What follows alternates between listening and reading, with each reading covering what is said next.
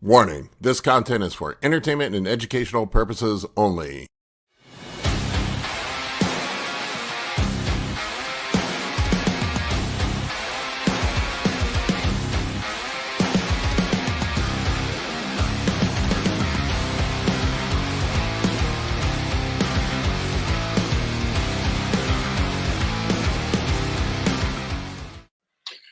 What's up, everybody? I'm here tonight with Dr. Marv. How's it going, Doctor? Uh-oh, I can't hear you, man. I guess it's just me for the time being, folks. Just a heads up with everybody. This weekend, if you're in the DC metro area, I am going to be at the DC Pro-Am. So if you're out there, come by and say hi at the DC Pro-Am. Got a client competing there this weekend and some friends that are going to be competing in that show. So we'll be at the DC Pro-Am this weekend. It is in Manassas, Virginia this year. Last year, I think it was in Alexandria, but good show if you're in the DC metro area. There's going to be men's physique pros and women's bikini, and then the amateurs will be out there as well. So come by and say hi if you see me. All right, do we have you now, sir? Can you hear me? Yeah, I can hear you now. We're good. Perfect. Good. How things been with you? Busy. Yeah, I know that feeling. It's doing a lot and doing nothing at the same time. It's contest prep season, which I forgot how crazy it gets during contest prep season, man. It's like every weekend I got a couple guys competing, and it's just there are no days off during contest prep season. Yep. How's the shoulder coming along? Honestly, really good, man. It feels great.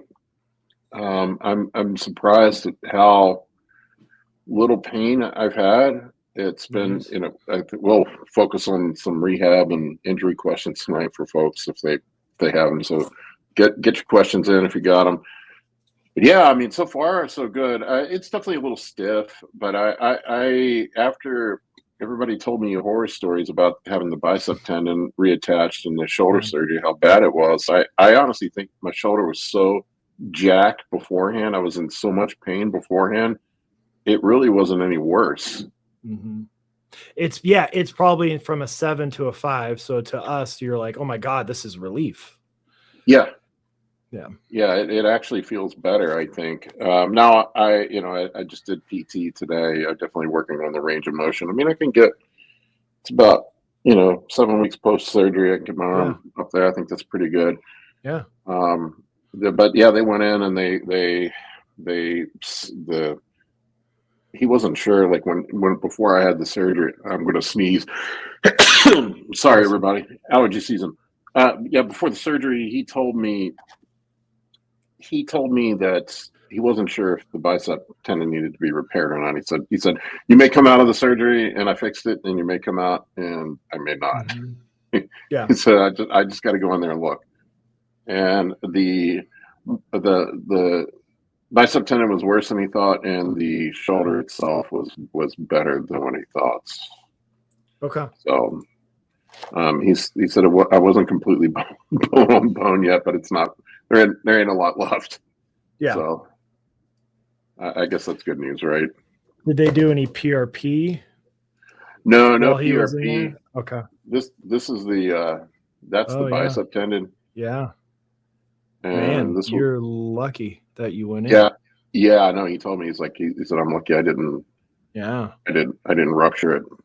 Yeah, that was the bicep tendon, and that's the labrum. Okay. All right.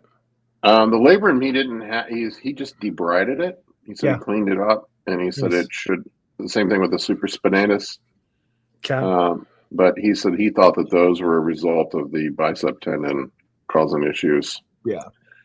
That's what he said. There was a bone spur in there. There was a cyst in there. He also removed, and he said there were some bone chips and cartilage floating around in the joint that he cleaned out.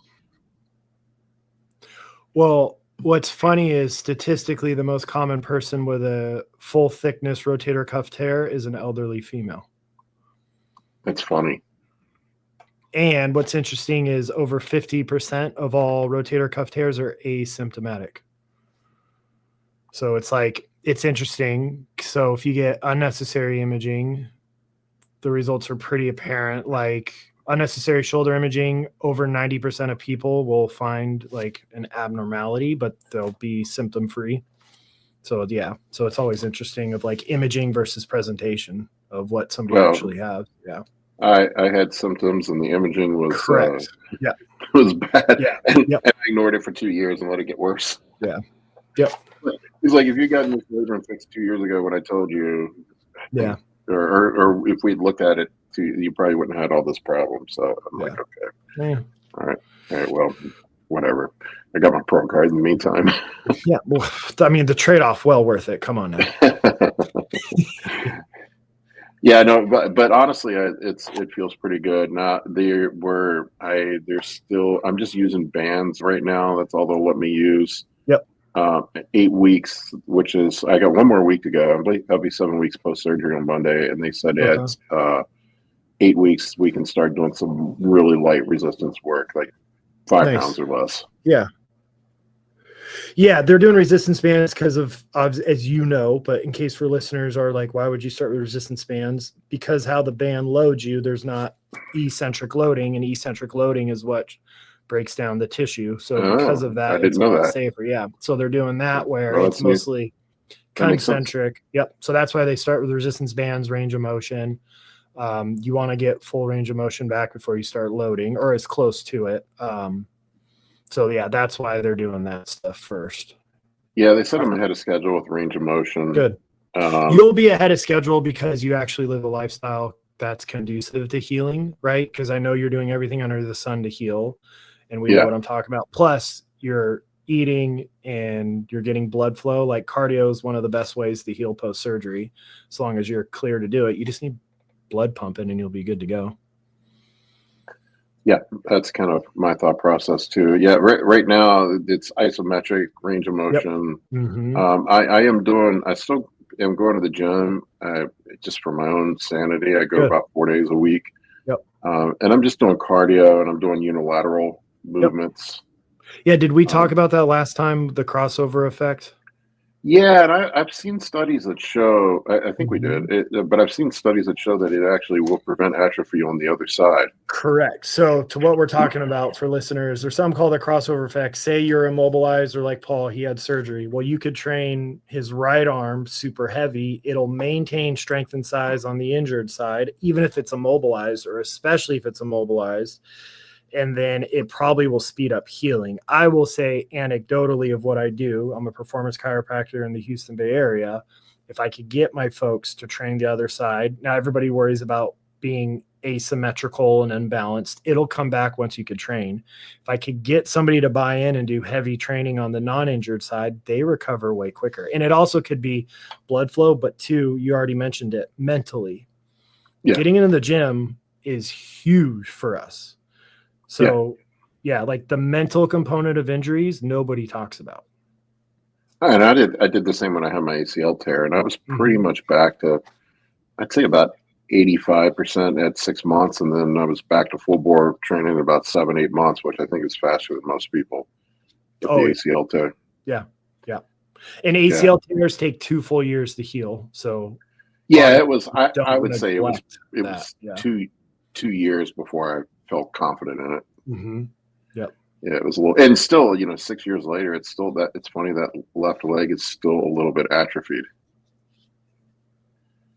It's not as big. Well, I don't know. It's just slightly. It's probably just me, man. I look at it and it's like slightly smaller than my right. Yeah, but we always go, oh my God, why can't everybody see this? Yeah. Because we know, right? Yeah. And you're not perfectly symmetrical anyways. You just try to limit that as a bodybuilder. All right. I don't know if you can discuss this question or not, but I can, if it's okay with you, it's about peptides. I can talk about it. Yeah, I know a bunch about it, but I can't legally talk about it because of my scope. But if there's questions before, we could talk about time. I mean, I could talk about timeline. I can't give specifics, but you can. Do you mind if I address this? Yeah. So there was a post-surgery period. My doctor, he this was off the record. I don't want to get him in trouble, but he told me to delay the peptide usage for for a 2 period weeks? of time because of scar. Yeah, 2 weeks 2 because of weeks, scar yeah. tissue accumulation. Mm-hmm. He said he didn't want increased collagen synthesis during the initial injury healing phase. Yep. Because of scar tissue accumulation. Yeah, because that's the mistake. People want to pin it the same day. I'm like, no, because we still don't know if BPC, by increasing collagen synthesis rates, is the collagen laying down as strong as if we didn't, because you're accelerating it. I will say, well, here's how I'll answer it. For me, when I tore my calf, so not a surgery, tore my calf, I did BPC, I did GHKCU, and stuff for, growth pathways. And that made a world of difference, but it was a tear. It wasn't surgery. Post-surgery, one would want to wait at least 2 weeks because you don't want it to overgrow. It'll increase risk of something called keloid scars, where the skin raises and it's super ugly. I already have a little bit of a keloid. Okay. They've been in there trying to break it up, just a tiny little one. Yep. Yeah. So you don't want to do it right after. And say we could kind of, do you want to keep talking about what you did before I kind of take the question? Go for it. So like, say you have an acute injury, like you tore something. So the first 7 days, 7 to 10 days, you're super conservative. If you're too aggressive, you could actually mess up the initial healing process, right? So your body's trying to create scaffolding to heal. If you start cranking and stretching or aggressive treating, like you start shockwaving a freshly torn muscle or tendon, like you could make it worse. So the first 0 to 3 days is blood flow only. You don't want to do any direct pressure, no aggressive stretching. From day 3 to day 7 up to 10, depending on somebody's health and lifestyle, right? If somebody's diabetic, their timelines go way longer. If somebody smokes, and I am a diabetic. So that is going to be a comorbidity that is going to be part of it. But again, I'm still sure you're healing quicker than everybody. But 3 to 7 days, maybe up to 10, you could do light. Once you get to the 7 to 10 day mark, you could start getting a lot more aggressive. Now, obviously, the severity of the injury is going to matter, but people will, I pop something, they want to start aggressively treating it that day. No. You got to let the initial healing process happen. Depending on the type of injury, maybe peptides make sense, maybe don't. Doctor prescribed, supervised. I have to say that legally. Nutritionally, I don't think this is on a lot of people's radars. From a natural standpoint, that is like over the counter, that you could almost think of it as like nature's version of BPC. The heavy hitter, something called pro-resolving mediators. That is part of the fatty acid in fish oil that makes your inflammatory response be restorative, reparative versus degradative, right? Because you have an injury, your body's going to send inflammation there. It'll start to break down healthy tissue if you can't control it. So the pro-resolving mediators, the second you have an injury, are huge. And then you also take omega-3s. I prefer fish oil. And then if you can afford curcumin, I prefer the patented form Mariva, but there's other forms on the market. That 1 + 1 + 1 equals like 5. So unfortunately, I had a kid come in. He's a wrestler. He tore his ligament there, and we started him on the fish oil, the curcumin, and the pro-resolving mediators today. Like, I've had bodybuilders come in, like they tore their pec that day. They come in. All I did was put my newbie on it for blood flow. I put my laser on it. They started those three supplements because this person was not willing to do the peptide route, which is fine. And like, we were able to start loading him within 2 weeks instead of like 4 to 6. So it's pretty wild what over the counter can do too, because people just go, oh, if it's on over the counter, it ain't going to do anything. Those 3 things post injury, the sooner you could take them, the better, are awesome. Yeah, I did the fish oil and the curcumin, but I didn't know about the what was the growth healing mediator? What did you call it? Pro-resolving mediators. Pro-resolving mediators. All right, I'll have to look up. Yeah, they're really under the radar, man. And they are. When I did my functional nutrition, that was one of the big things that I changed, and it is amazing. My autoimmune patients, I don't treat autoimmunity, but they will run it, and they're getting better results with less flare-ups and stuff. So It's one of those, it's kind of like fish oil. You get what you pay for. Not a lot of companies create them because it's more expensive to manufacture. So don't shop based on price. I mean, I get no money saying this. In office, we carry life extension brands. That's what I personally use. So want a reputable company, but the pro-resolving mediators, the fish oil and the curcumin, if you could start that as soon as possible after an injury, great. Now, if you have to have surgery, you can't be on fish oil or anything like that for at least a week. So like, I would still, I would still wait the 2 weeks like Paul did for peptides before starting that. Vitamin C is a dirt cheap way to increase collagen synthesis. So there's some things you can do over the counter that make a pretty big difference. Of course, sleep matters, whole food nutrition matters, all the boring stuff nobody wants to talk about. But those are 4 things from an over-the-counter standpoint that could dramatically improve healing times. That's amazing. Yeah.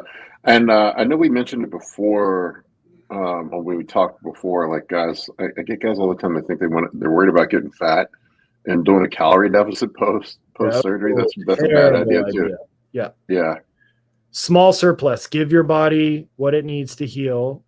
And all I will say is if you want your body to heal as quickly as possible, I would not be on super physiological levels because that's going to change stem cell proliferation, the signals you're sending your body to heal. You know, everybody's going to make their own decision. That's not my scope, but I would really think twice about it. But yeah, everybody wants to diet. I'm like, how is your body going to heal? Like, no, you can't. So small surplus, 300 calories, 400 calories, man, you're not going to get fat. Like, come on. Yeah, I've been trying to run a diet rich in omega-3s. Nice. And I wrote a diet up post surgery. I don't know, around, for me, which is probably right at maintenance, around 3,500 calories a day is what I've been doing. I seem to hold my weight right around there. That's nice. Perfect for me. And just doing some light walking. And I'm just running doctor prescribed TRT right now. That's it. Nice. That's it. Along with the peptides, nothing crazy. And then hydrate, right, folks? Hydration. Tendon is 60% water. Everybody focuses about muscle being 70. You want to heal post-injury, post-surgery, stay well hydrated, because once a tendon dehydrates, man, it ain't like muscle tissue. It's going to take a while to get going. Yeah. Don't I know that from post-contest prep? Yeah. Oh, yeah. If you ever get like body work done around a competition from like a very skilled body worker, they'll know, like, good God, you are dehydrated. Like, your tissue feels different. If I dry needle somebody and they're in a ton of pain and the muscle just has a different feel, where I'll be like, have you drinking water today? Nope. I'm like, yep. Like, literally, somebody's hydrated versus dehydrated. The dehydrated person will have a lot more discomfort while I'm needling them. Yep. Zionic, it's giving us the heads up. Evening Jets, always good to be on. Big Paul's on. Let's get some talk in with the doc. Tuned in and taking notes. Forgotten friend, I'm getting shoulder surgery soon. Ain't looking forward to it. I swear, man, I was really dreading it. It was not as bad as I thought. I don't know. Maybe it's just my unique experience. Everybody's telling me their horror stories. I really am pleasantly surprised at how well I handled it. I didn't even use any painkillers post surgery. Oh, wow. Nice. Yeah. They give me a nerve block, which lasted a good day and a half. Yeah. And then we have, this is probably something you can't talk about either, but I got my medical marijuana license and then just got some CBD and CBN combo gummies just to help me sleep. And that's it. Just really low dose, 5 milligrams of each. So whoever did the shoulder surgery, what are they doing? I could give a breakdown probably of what happened or what to focus on post-surgery. This is the part that not scared of the surgery, just the months of no. Dude, that's the mind fuck, man. That's that's the part that's like messing with me. I'm just chomping at the bit, man. It's realistically, it's what, 5 months for me before I can. Yep. Yeah, I think that's what they told me, 5 to 6 months. So you have to, this is what I tell patients or clients online, or if I'm doing consults, like you're going to have to spin it because it sucks. So you got to find the silver lining. So while you can't lift upper, work on your cardio, work on lower body mobility, get your legs really big, learn how to breathe or brace, like take the time where you can't train that side, put that time and energy elsewhere. Like you could still do pretty ham on legs with machines and not put the shoulder at risk. Get your cardio up. All of us could have more cardiovascular endurance. Nobody likes doing it. So there's take advantage of it. Learn what caused the injury. Are your biomechanics off? How do you prevent it from happening again? Like all of that stuff. Forgotten friend, if you want to tell us what surgery you're getting, we can talk about the post-surgical recovery. So I'm lifter first and competitor second. I know some people are but I love to lift. I mean, I do too, man. I think everybody's a bodybuilder. They start off in the gym just because of the love of the gym. I'm at the gym when I'm healthy. I'm there every day. Even still, like now, I've been going in and helping some of my clients with posing. I've been doing cardio. I'm actually doing cardio. For change. Been getting out, taking walks. Yep. I'm sure. I mean, okay. I don't think we can talk about drug questions, but Dan, friend of mine we can talk about recovery from the surgery. The friend of mine got food poisoning, which caused a bowel obstruction that required surgery. I guess and that's a nasty surgery. I know a friend of mine that had a bowel obstruction surgery, and that was a rough recovery. Yeah. That was a rough recovery. Let's see here. Donald Windland, post-knee meniscus tear surgery. I waited full 3 weeks for injections, had knee imaged at 6 weeks post-surgery. The doctor couldn't see the surgical marks. Nice. Everybody's asking drug questions. We can't do drug questions. I'm sorry. My scope, I can't talk about it. It's frustrating as hell, but I have to follow my scope, especially in my state. Yeah, so we can't do that. We can talk about rehab stuff. Yep. Josh is a nurse. Josh is a frequent on my show. He's asking over-the-counter vitamin C, zinc, 100 milligrams, question mark. Yeah. Okay. So vitamin C, if you're not doing liposomal is better. You could probably get away with 500 milligrams of vitamin C twice a day. If it's not, you'll probably want to bump that to 2,000 milligrams twice a day. Zinc is fine, but people don't realize you need to have a ratio of zinc to copper, and guys will megadose zinc and they get depleted in copper, and that will mess with tendon health. So ideally you're getting a zinc that has that anywhere from like a 25 to 1, 25 to 2 ratio, more zinc than copper. Zinc and copper is tied to tendon health, obviously zinc for immune function, and then some androgen receptor stuff.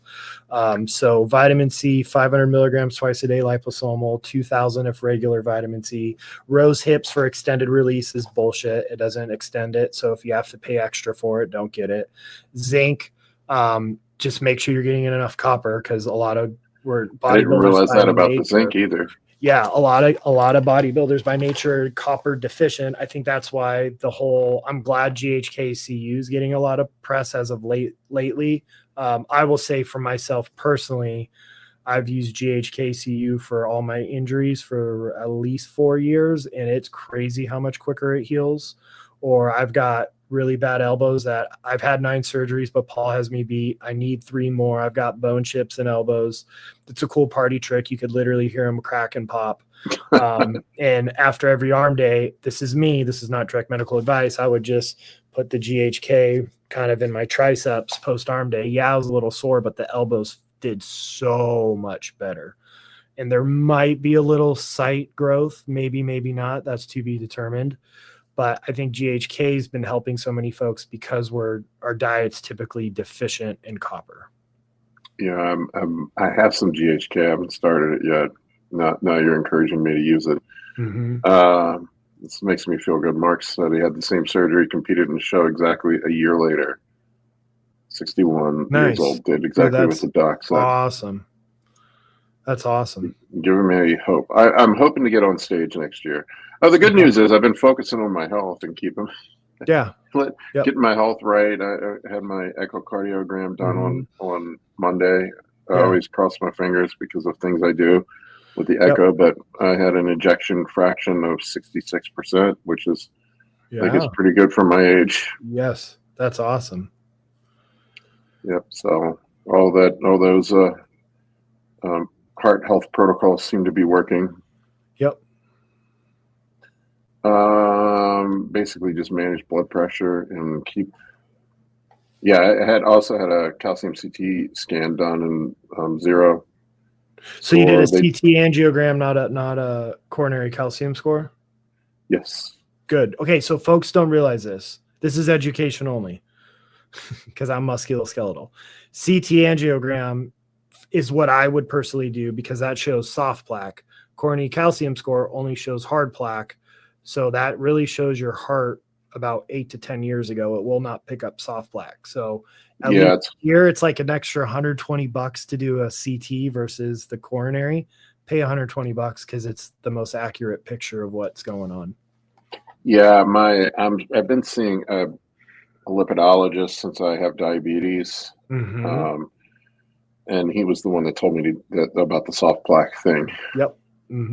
Yeah, so I learned about that, and I had genetic testing and stuff done, and I am predisposed to dyslipidemia, so I have to be really careful with stuff. But yeah, I mean, my LDL was 60, my ApoB was in the 70s, and my little a was undetectable, so everything's working. You just said stuff that I'm sure half of people have no idea what you just said, and that shouldn't be the case. So PSA, the traditional lipid testing is very outdated. Yes, it's a lot more, but an advanced lipid profile is what you want if you want an accurate representation.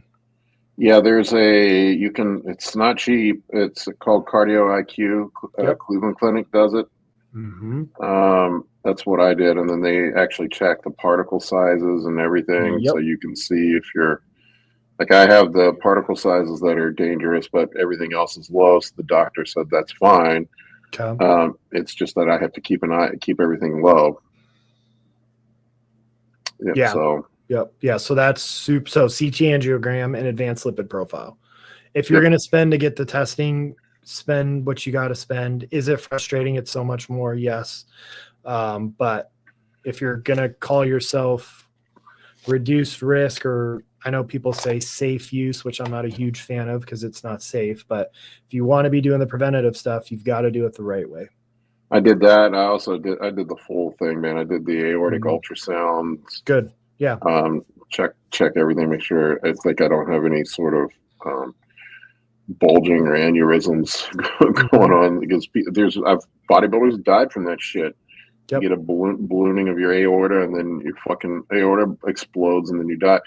Sorry to get off track with I'm passionate about cardiovascular health because that's a big. Go ahead. I was just saying, even in general population at our age, it's probably the biggest risk factor. Let's see here, buddy. Yes, I have shoulder issues. Does lifting heavy for low reps or lifting light for high reps, is one style better, or is it all the same when it comes to destroying my shoulder? Okay, so I could speak on it. So I have 2 torn shoulder labrums. I retore mine November, and it's still giving me fits, but I don't want to get surgery. So everybody's going to be different. Typically, moderate weight for higher reps is probably a little bit easier on the joint because you have better control of it. You can have a better mind to muscle connection. So you're really contracting the target muscle versus letting the joint take it. For chest, for the first 5 months, I found one chest press machine that I could do without shoulder pain. So that's all I did every shoulder. Now, there's a couple things for shoulder mechanics that I'll talk about in a second. So I think what we'll do, like I did last time, Paul, is share my screen with the anatomy app. Awesome. But yeah, typically I think moderate reps. Now, tendons require better to heavier load. Tendons require load to heal. So keep it with a grain of salt, but it's going to be, it depends. It's not a cop out. It's just everybody's different. But if you can only do 1 or 2 movements for chest or shoulders that don't cause pain, just do that. Right. Because you don't want to keep irritating tissues. Now, there's things that we need to keep in mind when it comes to shoulder mobility, movement, what your warm-up should look at, how I rehab people for shoulder issues. So let me pull up my app, present, share screen, and entire screen. Okay. Can you see my screen? Let me share it. There we go. Cool. All right. So here is your shoulder, everybody. I'm going to pull some muscles around. So if you look at the shoulder blade in general, I think that should be a design recall. So you have these hooks on your shoulder and 2 main things run below it. One is your supraspinatus. This is part of your rotator cuff. This is the most commonly torn rotator cuff. Like I said before, the highest prevalence of this is elderly females because we have a lack of blood supply right about here, and it's under here, and it's just grinding and wearing and grinding and wearing. The other thing that goes below it is the long head of your bicep. That is what attaches to the labrum. That's what I had. That's what Paul had. That's what I have. It's called a slap tear, where it literally rips it open like a zipper, and it's not pleasant. So we need to have good shoulder blade control, especially if somebody has chronic overuse, shoulder pain, labral degeneration, fraying, blah, blah, blah. Shoulder blade control. Now, and we want to be able to keep space in here, have everybody do its job. So what do we need? And people don't realize too, your bicep is the primary stabilizer on the front of your shoulder. Your rotator cuff is on the backside and attaches on the side of the arm. So by definition, every time you are flexing your arm, and that would be, yes, a chest press counts as that. Your bicep's the primary stabilizer on the front of the shoulder joint, not the rotator cuff. I would say 8 to 10 times a year, somebody comes in going to another provider, even an ortho, and they go, I have a rotator cuff injury. And then I assess them. I'm like, no, it's your bicep. We start treating the bicep, they get better. Rotator cuff, this is your subscap. This is the primary stabilizer on all pulling movements. This is the only one that's on the front side of your shoulder blade, so it's in the armpit. This guy is massive for posing. If you're having a hard time with a lat spread, front relaxed, back double bicep, a lot of times that is bound up. This is your infraspinatus. This is the primary stabilizer on all pressing motions. This has a direct relationship with your bicep. This, the infraspinatus, can refer to the front of the shoulder and mimic a bicep issue. And then you have this guy here called your teres minor. That is also a rotator cuff. So infraspinatus, teres minor do shoulder external rotation. When your arm is by your side, the teres minor has the mechanical advantage. When your arm is in space, like a face pull, your infraspinatus has the mechanical advantage. Now, I keep talking about shoulder blade control because if we don't have good shoulder blade control and we're pinching stuff off, we're going to cause issues. When we have an injury, our ancestors didn't have doctors, so it's going to do its job and try to create a sling, which hurts like hell. So when we have a shoulder injury, let's just keep it with a bicep because that's one of the more common, I would say the most common injury I treat with lifters, whether it's powerlifting, strongman, Highland Games, bodybuilding, CrossFit, is shoulder pain. Especially front of the shoulder pain. Your body will create a sling. So one, this subscapularis is the full name. That'll start spasming and locking up, and that'll really reduce your ability to get your arms overhead. Then this muscle right here will start tightening up as well. It's called your levator scapula. This is so important for a variety of things, including neck pain. So it goes from the corner of your shoulder up to your neck. So every time you're side bending, you're using it. And every time you're elevating your shoulders, you're using it. It is your traps helper. When this gets chronically tight and shortened, and it could be breathing patterns, so how you breathe matters. If we have time, we'll go back to that. But a couple of things happen when this gets tight and spastic. By definition, because it attaches to the shoulder blade here in this upper inner corner, it's going to be hard to push your shoulder blade out wide, i.e. protract, which is what you need to do to do a full lat spread or get full range of motion on all your rowing movements. 2, your rib cage changes shape based on how we breathe and muscle tone. And I have a rib cage model I could show in a second when I'm not sharing my screen. This will start to compress your upper back ribs. So 1, it's tight and you can't move the shoulder blade out wide as well. 2, it's compressing your upper back ribs, which will make it harder for the shoulder blade to move. And then another thing, it makes it really hard for your shoulder to get something called upward rotation, which is taking this outer hook and rotating that straight up. So this is a really, really important muscle. It is your traps helper. So here's the full traps, right? So desk jockeys, even though text neck's not a real thing, but a lot of neck pain is caused to that as well. I was having a lot of problem with it before my surgery. I also sit at my desk all day long too. So correct. And I tend to tighten up. Yep. And then breathing. When we're breathing, we should have belly breathing, not shoulder elevation. Your chest should only be really rising and your shoulders elevating. When you're doing like Widowmaker leg sets or you're doing HIIT cardio, it shouldn't be elevating when you're breathing day to day, because then you're using this muscle and then these muscles here called your scalenes, and the nerves that go into your arm go through there. If we're using these to breathe day to day, they will start to tighten up and shorten a little bit, and that causes issues. So, and then You're describing me. Yep. 100%. It's super common, man. That's why, like, I had a new patient today. We talked for 5 minutes. I was like, I know exactly what this is. It was this. It was that to a T. And it's super easy to fix. Your rhomboids will tighten up when somebody has limited overhead range of motion. If they could handle dry needling, I dry needle the levator, I dry needle the rhomboid, I dry needle the trap, the upper trap, and the big one is nobody wants doing this. You dry needle the subscap, and even with a torn shoulder labrum, I'll gain anywhere from 5 to 25 to 30 degrees of arms overhead range of motion from that alone. Yep. And the dry needling helps the tissue to release, right? Correct. Yep. So it's going to change how your brain and spinal cord perceive pain signals for the next 3 days. It is indirectly anti-inflammatory because initially it increases an inflammatory response and your body handles it and flushes it out. It gets tight muscles to release.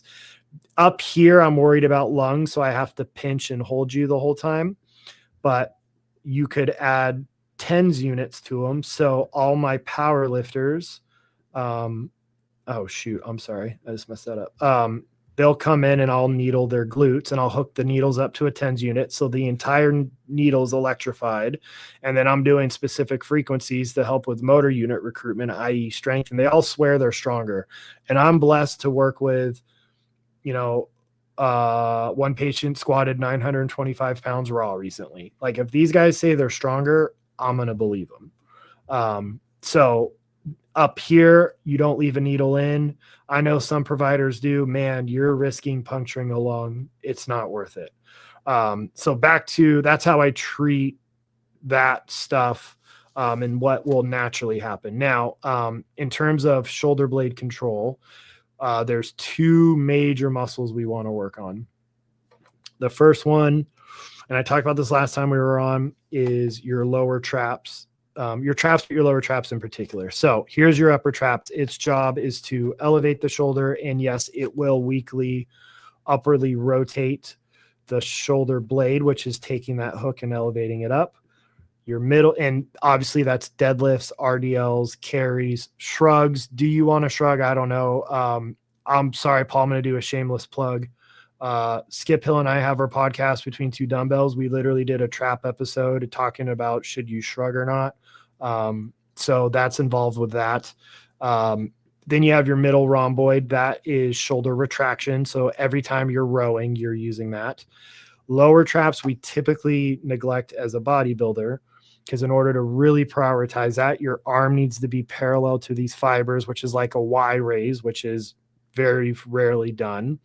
And I'm going to pull that back.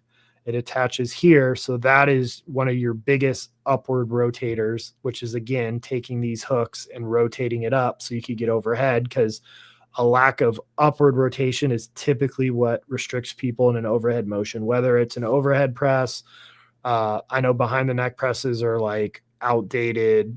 I will say biomechanically, they will hit the middle head of the deltoid way more than a traditional bar in front of your press, and one of the best shoulder movements you can. However, most people don't have shoulder blade mobility to do it. And then the other main muscle is this guy, and then I'll quit sharing my screen and you could ask me questions. Is this guy called your serratus anterior. Its job is the opposite of the trap. It is to protract, right? That is your lat spread, your front relaxed, right? That's the muscle that we use with posing, let alone training in the gym. And then this model won't show it. It'll also create space in the shoulder joint. So it's massive. Now, I think she exaggerated slightly. Oh, and then one other muscle that might tighten up is your pec minor. So here's your full pec, your inner bicep and your pec minor, and one other muscle attached to this part of your shoulder blade, right? That you could actually, everybody could push in and kind of feel that on their own shoulder. So that might tighten up as well. But the serratus is to protract, which is shoulder blade wide, create space, and it'll also upwardly rotate. So that's typically what I focus on. And then I know this is getting complicated, but your rib cage is the driver of your upper body in terms of mobility. Your foot is a driver of your lower body in terms of mobility. So you also want to work on rib cage, but if you want to start rehabbing or getting better shoulder blade control, work especially on your lower traps and work especially on your serratus. And then how do I get out of share my screen? Oh, there we go. Cool. I will take care of it. Mm-hmm. I had a question here. Guy, where did it go? Okay. Robert said he seemed to strain his wrist and got tendonitis. He said, should I not train while it recovers, use less weight? What would you suggest? So strain and tendonitis is two totally different things. So is it getting worse? Does it get better when it's warmed up, or does it get worse as you use it? That'll help me kind of determine that. Because typically a strain or a sprain movement makes it worse. Well, a strain is muscle, a sprain is ligament. A muscle strain will get worse with movement. A tendinopathy, a tendonitis will get better with movement because tendons have a warm-up effect. Okay, I did not know that. Mm-hmm. So because like, what's the two most common tendon issues besides long head biceps with lifters? Your tennis elbow, right? Golfer's elbow, yes, but there's 3 to 10 times more cases of tennis elbow, which is pain on the outside of the elbow. That's super common. Yeah, I get it all the time. Yep. So if he doesn't answer, I could go down into tennis elbow stuff. We'll give him a second. But I could talk about tennis elbow, which is one of the most obviously common weightlifting injuries. Yeah, a lot of people struggle with tennis elbow. I think some of it is just shitty exercise selection too. Correct. Just keep doing the same shit that hurts their elbows. Yep. So I'll just run with this if you're good with tennis elbow, since that's super common. Yep, you good with that? So like, do you have to stop lifting with tennis elbow? No, but you're probably going to have to modify. So most tendon issues, you could continue training and not make it worse, but it'll make discomfort. However, patellar or a quad tendon issue, you might have to shut down lifting. So I hate when a lifter comes in with that, because I'm like, we're going to try to keep you moving, but you might have to shut this down. But typically Achilles and tennis elbow, which is this part, you could keep training. It's just discomfort. So again, there will be discomfort when you're rehabbing any sort of injury. So in my office, that's a 3 or 4 out of 10 on a pain scale. You get to choose the line in the sand of what is discomfort, what is pain. You're going to have to deal with discomfort. You don't want to deal with pain. So be mindful of the warm-up effect, because once you get a tennis elbow or a tendon issue warmed up, it'll feel great. And you'll be like, oh, I could do whatever I want. So then we do stupid shit. We're all meatheads. We love to lift. Even right? I call myself the educated meathead, but the meathead still wins out more often than it should. And I do dumb stuff and I pay for it later. Now, when you're training, modifying, use your wrist straps. PSA, if you refuse to use wrist straps, you refuse to have your back and hamstrings as strong as big as humanly possible. So use your damn wrist straps on your work sets. You don't need to use them on your warm-up sets. Even my power lifters, I know it's blasphemy. They would use wrist straps less than a bodybuilder, but I'll still have them use it. Fat grips will make it less weight and harder for forearm activation. So that's a way to train. Now, golfer's elbow fat grips is a terrible idea, which is pain here. Tennis elbow fat grips is a pretty decent idea. If you don't want to spend money on them, buy a $2 pool noodle. Well, who knows? Maybe pool noodles are $10 a piece now with tariffs. You never know. But you literally will cut it and then cut a slit. And you just throw it over the dumbbell or the barbell, and there's your fat grip for half the weight. And then you're going to want to modify movement. So you're probably not going to want to do a barbell bench, a reverse curl, deadlifts, overhead pressing, obviously Olympic lifts. I wouldn't be doing it. Overhand pull-ups. Those are typically the bigger offenders that I see in office. So just putting on there. Now, if you have it, you're typically pain and tenderness on the outside, usually on this bone right there. One particular muscle in particular is involved in 95% of cases, and it's one of these extensors. Now, your extensors share a common tendon attachment. So once one starts to get irritated and degenerative, it spreads like wildfire. So that's how it's kind of a weird design. So that's super common for that. But it's more degeneration and micro trauma than actual inflammation. So it's usually doing too much too soon. You're not recovering, like what you said, poor exercise selection or load management trash. So that's usually what it is. Fun fact, only 5% of people with tennis elbow actually play tennis. So it's usually manual labors, right? That's like, and it's usually your dominant side. I believe it's around 75% is dominant side, because you want a fun thing to do. If you still have your sling from surgery, Paul, maybe you could do it now. You put your dominant arm in a sling for just 1 hour, you will be blown away how unilateral we are. We use our dominant hand for everything. My dominant hand was the one I had surgery on. Okay. Oh yeah, I forgot you're lefty. Yeah. So you'll experience that. Yep. And then females get it more now. In terms of weightlifting, in CrossFit, it's a lot more common than say powerlifting. Bodybuilding's never been studied in a study. But guess what? Weight training is way safer than running. So that's another reason to lift weights and not run. And I'm kind of joking. If you do nothing for tennis elbow, 80% of people will heal within a year, but 20% of people have pain for over a year. And I've had tennis elbow. I don't want to have that pain for over a year because it could be excruciating. Now, I think I've had tennis elbow for 20 years, Doc. Yep. Yeah. Off and on. Yep. So we're going to talk about what you can do to prevent it, but it's once you have it once, you are susceptible to have it happen again. And one of the reason is not to fear monger, because my biggest message in office or consults, whatever I'm doing, is you're not broke, you're not fragile, but chronic issues with tendons, it'll start to degenerate it where pockets of cells will die off in the tendon. They're not coming back. So you are susceptible to have it come again. Or what's worse is then you start to have nerve fibers in a tendon. A healthy tendon doesn't have nerve fibers in it. And that's what you got issues. So anyways, in terms of other things, PRP, a saline injection has been shown to be as effective as PRP for tennis elbow. So save money. Surgery has terrible outcomes. So I wouldn't do surgery. Everybody can actually ruptured my UCL a long time ago. Okay. And I just never got the surgery done. Yeah. I mean, since you're not throwing stuff, probably not a huge deal. Is there any like instability in that elbow or?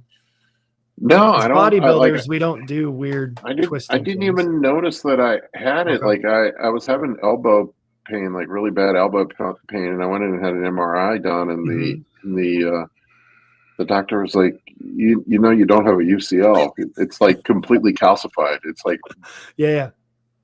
You like, and I like thought back on it. I know when I did it, I ruptured it. Okay. I was in a motorcycle accident, put my arm out. Yeah. And I remember my elbow hurting for months after that. And then I'm pretty sure that's when I did it. And that was 20 years ago. Okay.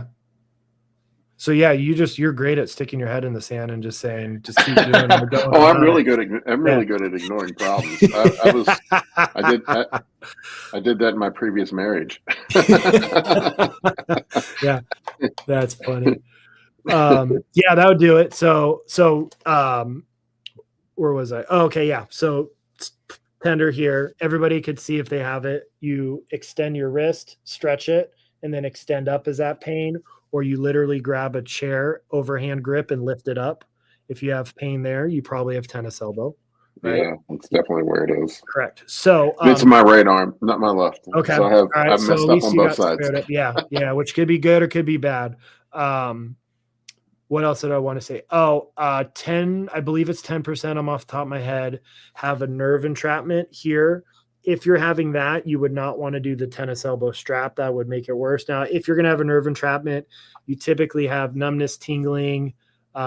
This right here, right, would be your radial nerve. So typically it's this here, numbness, tingling, grip strength loss, blah, blah, blah. So usually there's symptoms of nerve stuff. So if you have that, you would not do the tennis elbow strap because that'll compress the nerve and make it way worse. But again, that's the exception, not the rule. Tennis elbow, yes, the injury's here, so it's a load management issue. But culprits, and people are going to get pissed when I say this, grip strength is a big one. And people go, my grip's strong. I'm like, especially wrist extension. That's a big one. Yes, it could be elbow biomechanics, but that's rare. Shoulder though. So neck, shoulder, and grip are the big ones for bodybuilders or any lifters, right? So neck mobility, especially lower in the neck, especially rotation. And I can't even do it. It's called lateral glide, where you can move your neck side to side. I am not the poster child for mobility, so I will assess that. Shoulders, it'll be super tight shoulders. The nerves go through here. That subscap I was talking about for posing is oftentimes bound up really bad. The nerves go through there. And then grip strength is a big one, especially extensors, or we have all these muscles in our hands and we never want to train them. Same with our feet. So everybody thinks grip strength is your forearms, but you've got a ton of muscles in your hands. So we want to strengthen those as well. So I'm going to look at the shoulder range of motion. I'm going to look at shoulder range of motion and strength, especially with internal and external rotation. And it seems like lower trap weakness will impact tennis elbow and pain like that. And then overhead mobility. If you're having a hard time getting overhead, I actually brought my models this time, Paul. So here's your spine. Your mid back is your thoracic spine. If this can't extend, I can't get my shoulders fully retracted, which is going to make overhead really hard, or getting in a proper bench press, chest press position. So I'm also going to look at that. And then grip strength is a big one. So those are common causes of it. And then go ahead. I was going to give this guy a shout out real quick. He gave us $20. Oh, nice. So I owe you dinner if I see you. Yeah. Yes. Okay. So checks in the mail. Perfect. Yeah. I do plan to go to the Olympia this year. So then the neck adjustments, if necessary, dry needling, manual therapy. Same with the shoulder. Dry needling is a big one, or manual work. The elbow, you want to treat the elbow. I love shockwave therapy for tennis elbow. That's my heavy hitter. We know that in chronic cases that failed other types of treatment, around 70 to 80% of shockwave people were fixed or healed, whatever word you want to use. So I love shockwave therapy. You could dry needle, manual work, scraping, voodoo floss is a big one. I'll use something called dynamic tape, which is biomechanical tape, which will offload it. So what'll happen is it's different tape. Nobody uses it in the United States. It's big in the international sports world. Why nobody uses it here is, one, they're based out of Australia, and two, it's the most expensive tape on the market. So everybody goes to rock tape or KT tape. To each their own. I don't. But you tape it in a position to where when your hands are hanging, the hand that's injured, I'm kind of close to there, will only be able to go here while your other hand could hang there. So it lets your body catch up from stuff. So it's called dynamic tape is the brand name. And you could go on YouTube and literally type in tennis elbow for dynamic tape. There will be YouTube videos of how to do that. That is a big one. I rarely adjust the wrist with tennis elbow unless there's a restriction. That's rare. And then, like I said, if you're having nerve issues, do not put the tennis elbow strap. What is interesting is for some reason the tennis elbow strap seems to work better if you're under 45 years old, which I don't quite understand why. But I tried them and I thought it made it worse. So then you might have had the radial nerve entrapment. So that'll make it worse if you've got a nerve issue. So that's what I do. Now, what can you do on your own? Work on neck mobility. They talk about the lateral glide. I can't do that. There's something called CARS. It stands for controlled articular rotations. To me, it makes sense. So you're just doing a big circle with your neck. You might hear my neck popping. So they're called CARS. You could do it for every single joint in your body. It's an approach called FRC, functional range conditioning. They're a little time consuming, but man, do they work great for mobility. And for bodybuilders, if you could start doing a shoulder CAR every day, a hip CAR, and an ankle CAR every day, even if it's only like 1 or 2 reps, that would be amazing. So the neck, you could do that. Work on your breathing pattern. Don't breathe through here like I talked about. For the shoulder, you could release here. I think I showed last time how you could stick a stick in here to self-release your subscap, which is helpful for posing as well. And then you're going to want to get really good internal rotation of the shoulder. So slight tangent, but we're still talking about tennis elbow. In injuries in general, rotation is the name of the game, meaning rotation unlocks every single direction and every joint rotates, even your elbows, even your knees. So how does rotation unlock? When I am flexing my shoulder from 0 degrees by my side up to 60, my shoulder must externally rotate. From 60 to 120 degrees, and guess what? Just fun fact, the active range of your lat is 0 to 120 degrees. It has to internally rotate. As you go overhead, it has to externally rotate. So by definition, and then behind you, bottom of a press is internal rotation driven. So this is what I've pieced together. Strong man is more external rotation driven, and powerlifting and bodybuilding is more internal rotation driven. So just things to keep in mind. So you really want to work on internal rotation for bodybuilding, especially for tennis elbow for your pressing motions. Josh had 2 related questions to shoulder health. Okay. One, he said, are dead hangs good for shoulders? On paper, in a vacuum, absolutely one of the best things you could do, unless you have an active tear like myself. Absolutely not. But if you don't have an active tear, man, shoulder hangs are amazing. I think you already kind of addressed this. Our internal and external rotation exercise is appropriate to keep the shoulder healthy. So long as there's not an acute injury like a tear, if you go on internal rotation, it'll improve flexion, extension, abduction, adduction. So your warm-up should be rotation driven. That way you only have to warm up for 5 to 10 minutes versus 15 to 20. And to the young guys, like Paul and I's training age is up there, right? Like you won't be Gumby forever, so you might as well learn it now. And it'll prevent wear and tear and injuries. It'll extend your lifting career if you spend just a little bit of time warming up. 5 to 10 minutes going after rotation is big. And then when you have a porcelain doll now. Yeah. Correct. Yeah. And then I'm almost done with tennis elbow. Then we'll go to the next one because I don't want to like leave it halfway. What you could do, isometrics are king. So isometric is pressing down and not moving. So you get out of jail free card with pain. Doing an isometric for 30 to 60 seconds. You're going to do that up to 10 times a day. When you have pain, it'll load the tendon. It'll pump some water out. It's a great way. You can do elbow bent, elbow extended. Cool. Yep. Yeah. Then you could do slow negatives, but in the beginning, a negative might be painful. So you're going to do isometrics. And then grip. Yes, you want to work on this when it's calmed down. This would piss it off in the beginning. I love wrist roll-ups. Grip is king. So plate pinch carries. I love suitcase carries. I think they're vastly underutilized in bodybuilding. Take a kettlebell, put a towel in the handle, grip it from a towel. Now your grip strength's getting worked way more. And suitcase carries are a sneaky way to work on hip internal rotation, knee rotation, and foot mechanics. In particular, teaching your arch to drop, which would internally rotate your entire leg, which bodybuilders lack. So there's that. And then I love, even though the research doesn't say wrist extension matters, one of the best things you could do to improve your grip strength and prevent elbow and wrist issues. I hate the term bulletproofing. It's nails on a chalkboard to me. But this is about as close as I will say bulletproofing gets. Good old-fashioned rice bucket, man. Nobody wants to do it. Get an old tub of protein so the lid's already smaller, and you just work your hands in it. As bodybuilders, our goal should be to work up to be able to do each hand for 5 minutes straight at a time, which is a lot. It's gonna take some time to get up there. I am taking that from the free solo rock climbing world.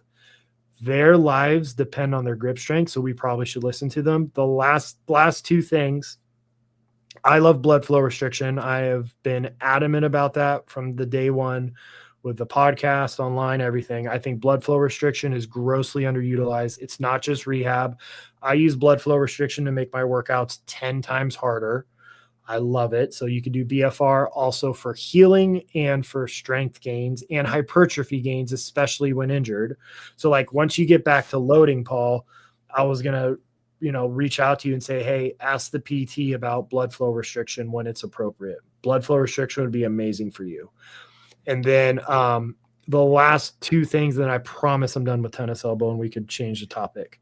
A great thing to do to see is squeeze a tennis ball or a lacrosse ball first thing upon waking. That tells you, how are you doing? Is it discomfort? Keep doing what you're doing.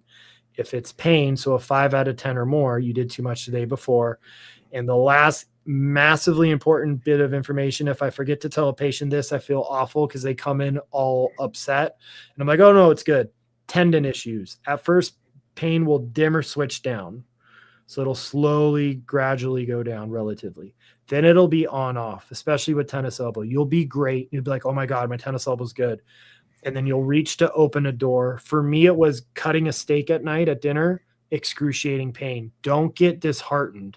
When the pain is off and on, flipping versus dimmering, you're in the right direction. So there will be discomfort. You'll feel great. Then you'll do something. It'll hurt like hell. Don't get disheartened. That means you're on the way to recovery. And I think I've talked about tennis elbow for long enough. Zionic just pointed out that my audio sounded terrible. My whoops. AirPods were the microphone. I don't know why. Well, I fixed that now. Okay. Almost at the end of the podcast. Yep. Yeah. Any questions on that? Was that helpful? Like that's a big one that I treat all the time. Well, Forgotten Friend is a fan. He said this is a good interview. Right on. Your check's in the mail. Your check's in the mail. But Buddy said he could watch this for hours. Takes me back to anatomy and physiology class in college. I've forgotten most of it. Let me see. Yeah, I mean, I just nerd out all day in my office or online with consults. Like, it's crazy. I get paid to do this. We kind of talked about this guy. Said I've had pain in my forearm for 3 months now. Extensor pain. Can hammer curls. Okay, so that sounds So that sounds like the tennis elbow that I just did. Yeah. Yeah. Yeah. And then you could take a spoon or a butter knife and mimic scraping tools. I love voodoo floss. Or factor floss, whatever words you want to use. Massage gun. So here's a tip. Vibration is a powerful tool. Short and sweet turns up a muscle. So next time you're at the gym, take your massage gun before every working set on chest, run it on each pec for 10 to 20 seconds into your working set. I guarantee you'll have a little bit better mind to muscle connection. So short and sweet turns up, long and slow turns down. So then you would find the most tender spot. Gentle pressure, set a timer for 2 minutes. Do not move it. Keep the vibration on the tender point. It'll get the muscle to relax and change your brain's perception of pain. So vibration is awesome. It doesn't break up scar tissue. It doesn't do anything like that, but short and sweet turns on a muscle, long and slow turns down a muscle and pain signaling. What do you think of I was going to ask you about the power massagers. I have one. I use it from time to time. Do you sometimes I wonder if they're making things worse. So you're talking like Theragun, like the super. Yeah, like a Theragun. Yeah. So Theragun, it has a really large excursion, which is how much the head moves. It's too aggressive in my mind. So less is more with a Theragun. I use Hyperice Hypervolt in my office, but you don't have a Hypervolt. You don't need an industrial grade like I do. The company, I get no money saying this. Well, it's in my Amazon list. So if you're going to order one, please order it through my Amazon list. The company Jayku, Jayku, it's compact. It does the job for home use and it fits in a gym bag. So I think, and it's maybe $100. Maybe Yeah, the like one the I one had I have is before- like $600-700. You don't need that. The one I had before was like a damn jackhammer. I got the one I got now has a lot shorter throw. Good. Yeah, And that's what you want. You can Yeah. adjust it too. You can adjust Oh, it. I've never seen that. Yeah, When and it we're also, done, can you send me a picture or the brand name just so I'm familiar? I've bought never it off of- heard that. Okay. it's got an adjustment where you can adjust the intensity and throw of it, like how the Wow. RPMs and the Yeah. throw. Okay. Interesting. Yeah, I got it off of Amazon. It wasn't crazy expensive, like $100. Yeah. And it also has these heads that are foam. They're hard in the middle, but they're foam on the outside. Mm-hmm. Yeah, that's which I think are better, but that's what I've been using. Mm-hmm. I was using it on my shoulder. I don't think it was fixing my shoulder. Yeah. Well, what's interesting is 10 minutes of massage gun, which is way too long. Like, I don't have time to do 10 minutes of massage gun and warm up, but 10 minutes of massage gun. Now I'm going off the top of my head. I'm pretty sure they showed that it improved shoulder internal rotation, but that's 10 minutes, man. You could spend 10 minutes warming up everything. Yeah. We talked about that the last time I was on here, so go back and watch that episode. But yeah, vibration is a cool tool. Just people misunderstand it.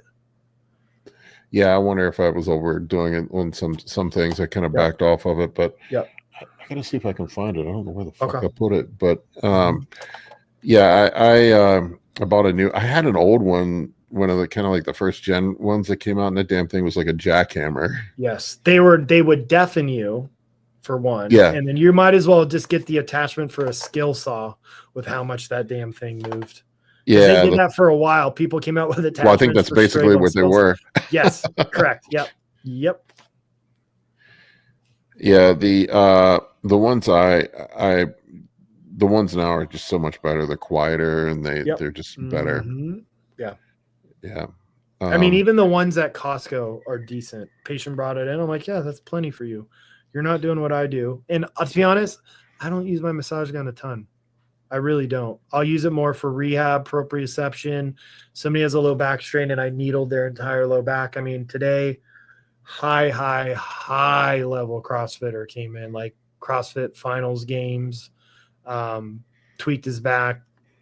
We put probably 20 needles in his back, hooked him up to Easton, put laser on him, did the dynamic tape to offload. And then when he was doing cat cows and bird dogs, I ran the massage gun on his low back to help his brain connect to that. This is the one I got. Okay. Renfo. Okay. Yeah, I've never seen one that allows you to adjust that. Yeah. That's pretty sweet. Yeah, and see, it's got you can adjust. Yeah. Interesting. Okay. Yeah. Yeah. It was. Now, does it still work? Like, who knows how long that'll work? But that's a cool feature I've never seen before. Yeah, and you even have heat attachments for it too. Oh, nice. Damn. My patients better not be watching this because I'm not going to get that. Heat and cold. Oh, right on. Yep. Okay. Yeah, not half bad. Yeah, I mean, for $100, it's on sale right now. It's usually $100, but yeah. I would caution against that bullet point. So the attachment on the main question, on the main picture, that bullet point one on the right, bodybuilders want to do that. Like, be very cautious with that. I don't think I've ever used that one. I use this guy, which is the foam ball. I think that's the best. I have a special one that has a little bit of shock absorber too, that further lightens it. They have that one. Yep. If you sit down so that's what I typically use in the office because I can just press a little bit harder. Yep. But bodybuilders will overdo everything. We typically want to do way too much pressure for vibration. You're trying to stimulate your nervous system and not like allow the vibration to do its job and not just smash it. Yeah, they should give me a commission for this. Yeah. Yep. They make all kinds of interesting. Okay. Stuff. Yeah. Well, if I keep doing shows like yours at some point, my name will mean something. So then maybe I'll reach out and see if they'll give me a promo code. And I appreciate you having me on, man. I really do. Yeah, no, it's awesome, man. I love the information. All right, Doc, I got to wrap this up. Okay. And sorry guys about the audio. I don't know why I defaulted to my my shitty AirPods. Well, yeah. Well, it did the same to mine, which last time when I did it, it hooked up perfectly. So I had to manually change my settings when I came in today. It's frustrating because now that makes it suck for podcasting. Yeah. All right, Doc, I appreciate you coming on. Yep. Folks, I'll see you again. I've got a busy weekend coming up, so I don't know if I'm doing any more content this week. We'll see. Yep. All right, guys. Okay. So real quick, my office is in Houston Bay area. Where can we get a hold of you? Yeah, perfect. So my office is Coastal Performance Chiropractic. My website's theeducatedmeathead.com. I'm in the Houston Bay area. I do telemedicine all over Texas. Obviously, it's not treating, but it's consult, exercise prescription. I only do nutrition coaching. If you don't live in Texas, I can do consults through the Educated Meathead. I can't legally diagnose you, but I can still give you the rundown of what I would do. I could give you all the exercise stuff. If you need help with posing or just training, the stuff I talked about, I'll give you your stuff so you know what to do. My podcast is Between Two Dumbbells with Skip Hill and I. That's on YouTube. And it's awesome. Thank you. I appreciate that. That means a lot coming from you. I'm excited. Our video editor guy, the AI that he uses is mind-blowing. That's cool. Yep. And then I have one online course. Sorry, this is getting long. Bodybuilding anatomy, meathead biomechanics, seminar recordings, and workout programs on theeducatedmeathead.com. Buddy says thank you. He enjoyed it. Awesome. And we've kept the attention of most people for this whole thing. Right on. All right, guys. We'll do this again in the future, and we'll see.